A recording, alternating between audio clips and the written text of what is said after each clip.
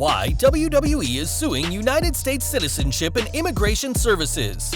WWE wrestler legitimately knocked out WWE commentator. Recently scrapped plans for Rhea Ripley's main roster move. Why WWE banned superstars from bringing their pets backstage. Lana provides latest update on her injury.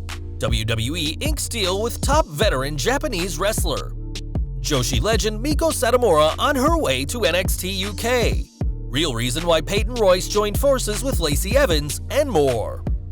We're starting off with some more news now, as Rhea Ripley is a dark horse favorite to win this Sunday's Women's Royal Rumble match in what's rumored to be the start of her main roster call-up. During Wrestling Observer Radio, Dave Meltzer explained Ripley's situation and that WWE planned to call her up at the start of the year.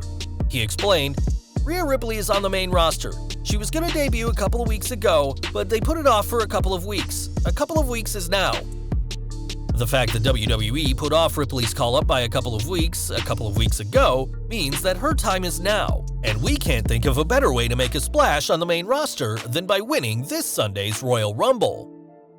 Now, Tommy Dreamer was with WWE for years, including briefly being the company's ECW World Champion, and he saw a lot go down in his tenure with the company. One thing he didn't see was pets backstage, and during his House of Hardcore podcast, the ECW legend explained that there was a time when WWE banned any and all animals from being backstage. The story goes that these pets would do their business anywhere, and Dreamer said that with all the urine and excrement left backstage, that the locker rooms seemed more like a zoo.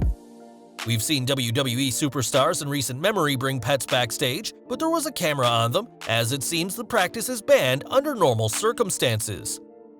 With the current strict guidelines in place due to the ongoing situation, that's probably for the best. And for now, the only dog allowed behind the scenes is the road dog Jesse James. Lana news now, and the ravishing Russian hasn't had the best of luck with the Royal Rumble pay-per-view. In 2019, Lana suffered an ankle injury during a match where her husband Rusev lost the US title to Shinsuke Nakamura and was unable to compete in the Women's Rumble match later that night, being replaced by eventual winner Becky Lynch. It seems Lana's luck is no better in 2021, as she recently posted a photo from before her recent injury, saying that she longs for the days to be out of a cast and ankle brace. If Lana does plan on being in this year's Women's Rumble match, then she'll need to speed up her recovery process, and whilst a return isn't out of the question, especially given reports of a huge face push for her, it looks highly unlikely at this point.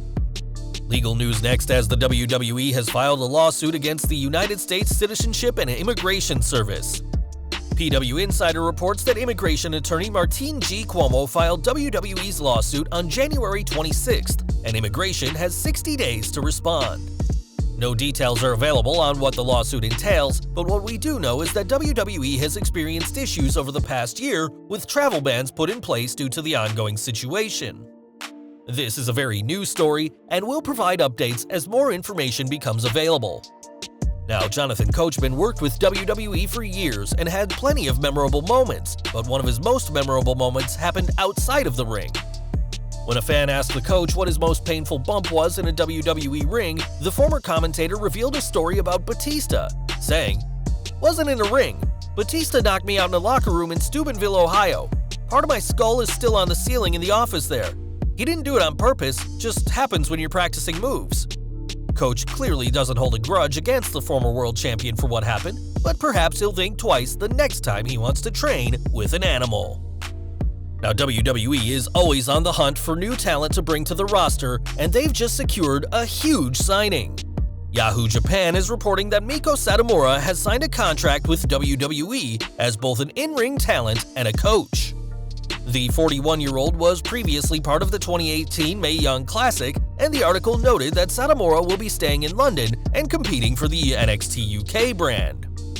Satomura made it to the semifinals of the 2018 Mae Young Classic before she came up short against Toni Storm, and WWE are already giving the Japanese legend a huge opportunity.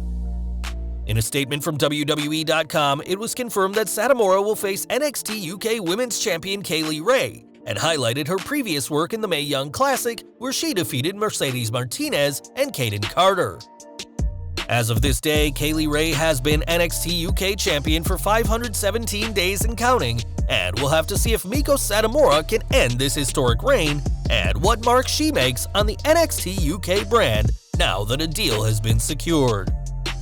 Back to Raw now, and we've previously reported that Peyton Royce still misses tagging with her best friend Billie Kay after the Iconics were split last year. Though the pair were split following reports of a huge singles push for Royce, it wasn't long after that she was put into a makeshift tag team with Lacey Evans, which has seemingly fizzled out now that the latter's feuding with Charlotte Flair. Speaking of Sportskeeda Wrestling's Rick Ucchino, Royce gave her take on teaming with the sassy Southern Belle, and it wasn't exactly a glowing endorsement. She said, "I could not have Billie by my side, and Lacey was searching in desperate need for an opportunity, and hey, I'm not one to argue with that. I'm going along with her so I can get the opportunities. But do I love being her tag team partner? No, I miss Billie." Royce and Evans last teamed together at Raw Legends Night, where they picked up a huge win over the WWE Women's Tag Team Champions Charlotte Flair and Asuka. Royce has said that she's ready to team with Evans again once she gets Ric Flair out of her system, but whether that happens or not, the Australian superstar clearly isn't happy teaming with anyone who's not Billie Kay. And we're ending today with AEW as a big match has been added to the Dynamite Beach Break card. In a rematch from this week's show, Eddie Kingston will face Lance Archer, but this time in a lumberjack match with other wrestlers surrounding the ring. It'll be interesting to see which one is able to pull out the win next week and build momentum ahead of AEW's next pay-per-view, Revolution. Now, Santino Marella was on this week's The Bump and had some exciting news to share. After discussing his past Rumble experiences, including his sister appearing last year, the former Intercontinental Champion said that it's fitting the show is called The Bump, as his wife also has a bump. For anyone who doesn't get it, Santino explained that his wife is 3 weeks pregnant, which will mark the former superstar's third child. Santino explained that his daughter Bianca, who's 25, is training to become a wrestler, whilst his son Marco just turned 2. And we here at Slat Rock are sending our congratulations to Santino and his wife on the newest addition to their family. Back to AEW, and the company has revealed their AEW Dynamite Award winners. After 436,000 total votes from the fans counted, Cody Rhodes accepting the dog collar match challenge from Brody Lee won Best Moment on the Mic, while Sting's debut won the Biggest Surprise Award. TNT champion Darby Allin and Women's champion Hikaru Shida took home the Breakout Male and Female Star Awards respectively, whilst Rey Fenix won the High Flyer Award. The biggest WTF moment went to Kenny Omega's shocking AEW World Title win, whilst the Stadium Stampede won Pay-Per-View Moment of the Year. And we're ending today with Universal Champion Roman Reigns, who has had plenty to say about his family ever since his return last year. Recently, WWE paid tribute to Yokozuna, the WWE Hall of Famer who comes from the same Samoan dynasty, and Reigns paid tribute in his own way. Online, Reigns said they don't represent Yoko with the moves they do in the ring, but by being the best every week, and we're sure that the Tribal Chief is looking to be the best at this Sunday's Universal title Last Man Standing match with Kevin Owens.